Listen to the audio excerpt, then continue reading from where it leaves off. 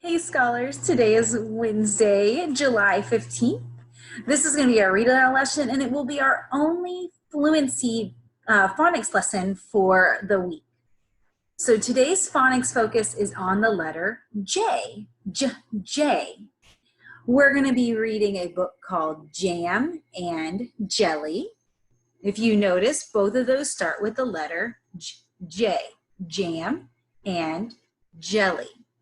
So that's going to be our letter and sound focus for today. Whenever you hear that J sound, you can touch your nose to let me know that you heard that J sound. But first I want to ask you, before we begin, have you ever had some jelly or some jam? Have you ever had some jelly or some jam?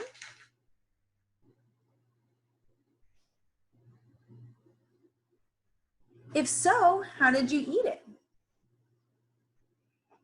Did you maybe eat it on your peanut butter sandwich? Or on a muffin? How do you enjoy eating your jelly or your jam?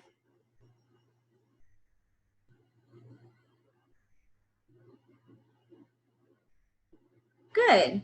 I don't eat very much jelly or jam. Every once in a while, I might have it on like a little piece of toast or something like that, but mostly that's a special occasion. I actually don't even eat it on my peanut butter and jelly sandwiches. I mostly just eat peanut butter sandwiches. But I do really like jelly. I just know that it has a lot of sugar in it, and so I have to be careful because it's not as healthy as some of the other things that I could be eating. So that is kind of my introduction to our book Jelly and Jam. Let me go ahead and pull it up and we can decide whether this book is a fiction or a nonfiction. So what do you think? Is my book Jelly and Jam fiction or nonfiction? Remember, fiction is a not real story, and nonfiction is a real story about real times or events or people. So what do you think? Looking at this picture, I can even show you a picture on the next page. Do you think this is going to be a real story, nonfiction, or a not real story, fiction? Think about that.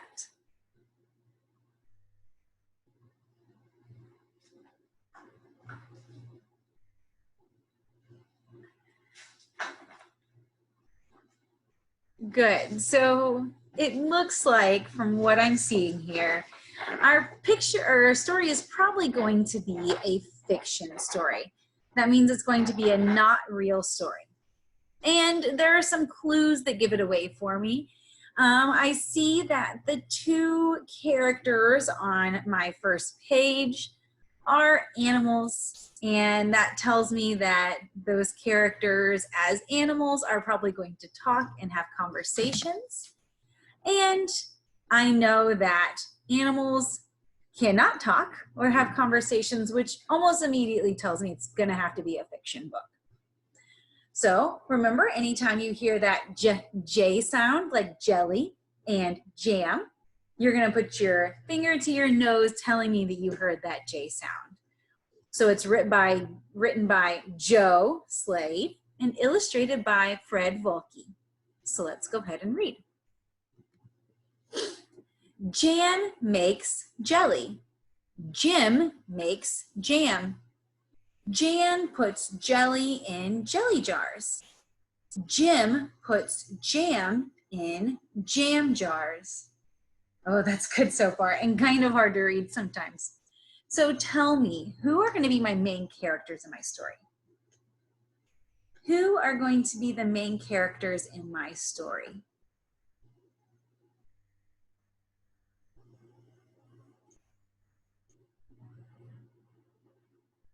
Good, we can predict my two main characters are going to be Jan and Jim, the makers of jelly and jam.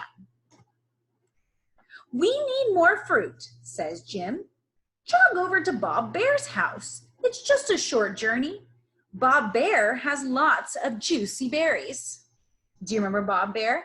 We read him in our first week of classes together, and he was in our B where they had beans. So why are Jim and Jan, why do they want to go to Bob Bear's house? Why do they want to go to Bob Bear's house?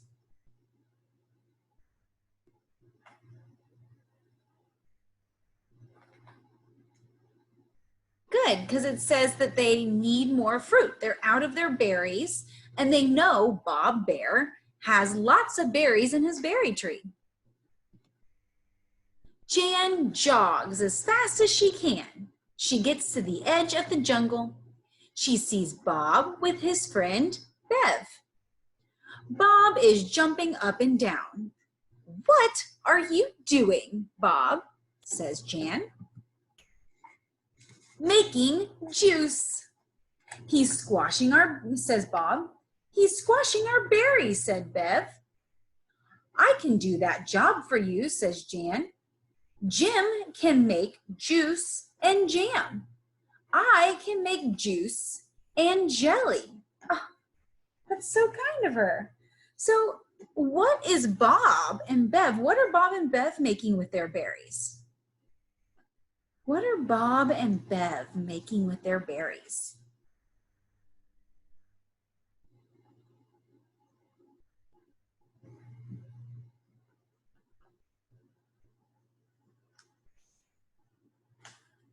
Yes, so in this story, Bob and Bev are making juice with their berries.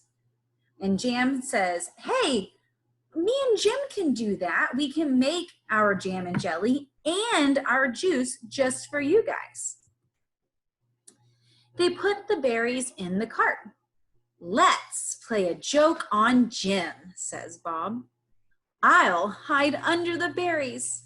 I'll jump out and surprise Jim." Oh no, surprising Jim. They got to Jim's jam place. "What big juicy berries," says Jim. Then Bob jumps out. Jim's fork hits Bob's jaw. Jim's spoon hits a jug of jam. Ow. So how do they surprise Jim? How do they surprise Jim?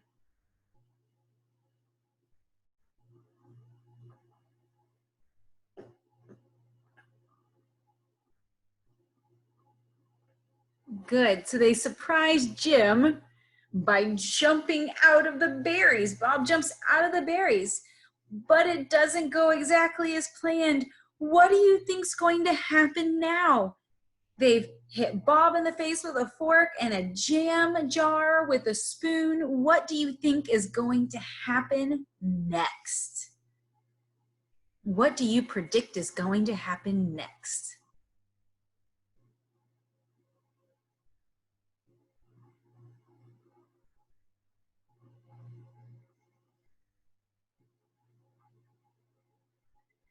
Good, those are some great predictions. Remember, predictions don't always have to be right. We're predicting from what we understand is happening in the story, and we try to predict what might happen after this. So let's see if our predictions are right.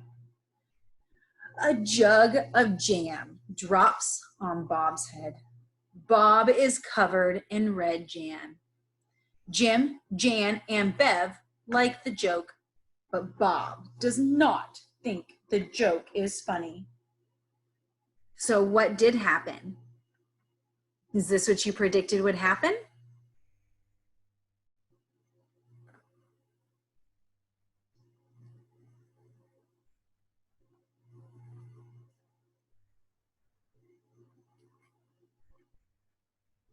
So that spoon knocked the jam jar onto Bob's head, and it got all over him. Everybody else thought it was funny. Bob did not.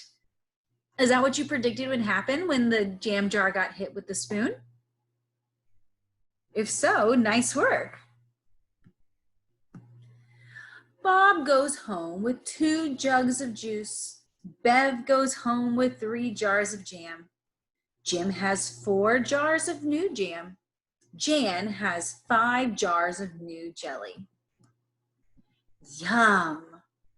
That story made me hungry for jam and jelly and juice. I might have to have some today for lunch because that just sounded very tasty.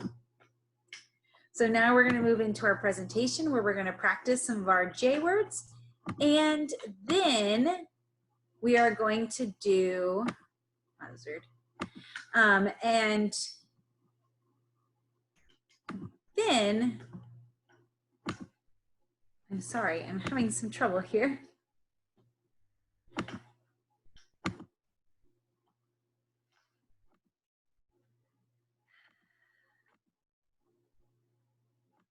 My computer is feeling goofy. So after, in our presentation, we are going to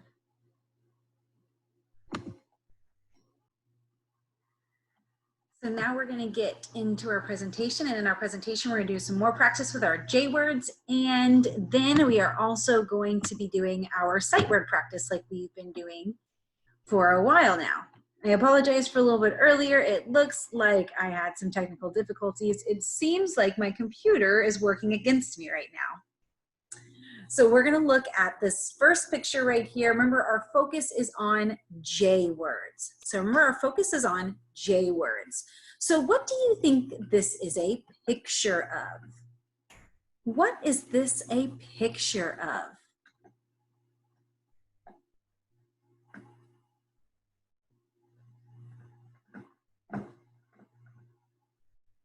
Good, it's a picture of a jar. Notice that it has that jar. Awesome. What is this a picture of? This is kind of weird, so you might not be sure what it is. But see if you can take a guess. Remember, it's going to be a J word. What do you think this is a picture of?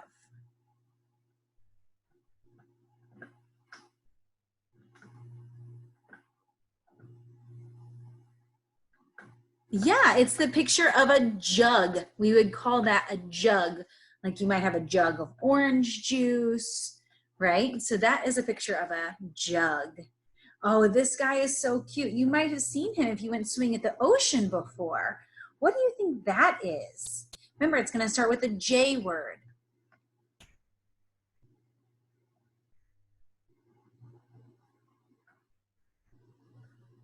What do you think he is? He starts with a J.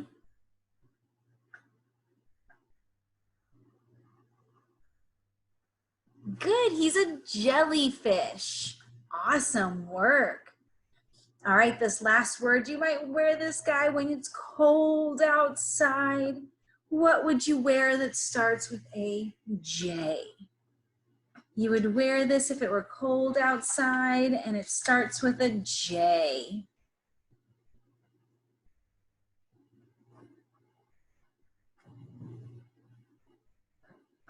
It's a jacket. Good. So this week's sight words are do, in, so, and, come, at, and you. All right, so the words again, I'm going to read it one more time. You can read it with me if you want, but the next time you're going to read it by yourself. Our words are do, in, so, and, come, at, and you. Great work. All right, so let's look at, oh, your turn. Your turn. All right, the first word is do. The next word, in.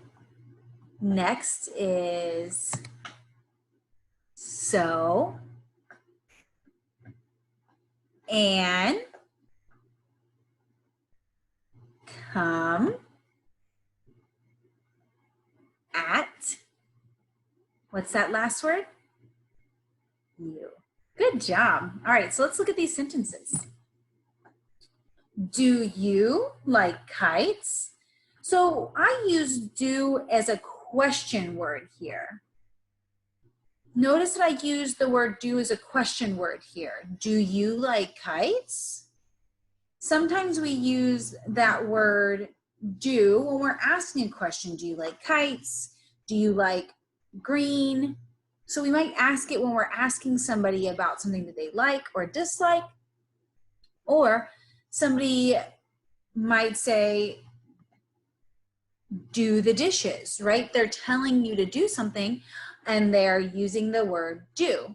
It's an action word, but it's kind of like that action word that catches all. So, do you like kites? Read this sentence with me. Do you like kites? Good. Next one. We ride in the car. Good. So, in, again, is a place that we would be, right? You might be in your house. You might be in your bedroom. In my sentence, we ride in the car. In is a location that we would be. So I want you to read this sentence with me. We ride in the car. Good. We go to the playground so we can have fun. This word kind of transitions me, right? So I go to the playground. Why do I go to the playground? So that I can have fun, right? So in this situation, it kind of transitions me from my sentence about going to the playground and telling you why I go to the playground, because it's fun. So read this sentence with me. We go to the playground so we can have fun. Good. Our next sentence. That is an alligator. And do you remember when we read our book about the alligator, Albert the alligator? It was a great book. So an is what we use in front of certain words. We couldn't say a alligator because it almost sounds like you're not pronouncing it right. So we have to say the word an. It's used like the word a in words that start with an A. So this is an alligator. Repeat that with me. Or that is an alligator. Good. Let's look at our next one. Come outside and play. So again, come is telling you to come here. So that's giving you a command on where to go, right? Your mom might say, come with me, come help me, right? She's telling you to come over to her so that you can help. In my sentence, I said, come outside and swim, just like these kids are doing right now. Read this sentence with me. Come outside and swim. Good. At. So we play at the park. You can see they're playing at the park. This is another word that gives you a location of where somebody is located. So he is at home. She is at work. The word at helps us understand the location that someone is in. So we had the word in, which is a location word, and we have the word at, which is another location word. So the sentence is we play at the park, just like in our picture. So why don't you read this sentence with me? We play at the park. Good. You are my best friend. You is when, for example, I am talking to somebody and I say you. I'm telling somebody else they are you. I can't call myself you. I call me I, right? But when I'm talking about somebody else, I say you. In this picture, she might be saying to this girl, you are my best friend. And it's just a way that we talk to somebody other than ourselves. You can only mean one person. So there was our sight word practice. There was our practice with the J word, jams and jellies, and that J sound. I had a great time. Sorry for my slight technical difficulties. It feels like 2 days in a row. I'm so sorry.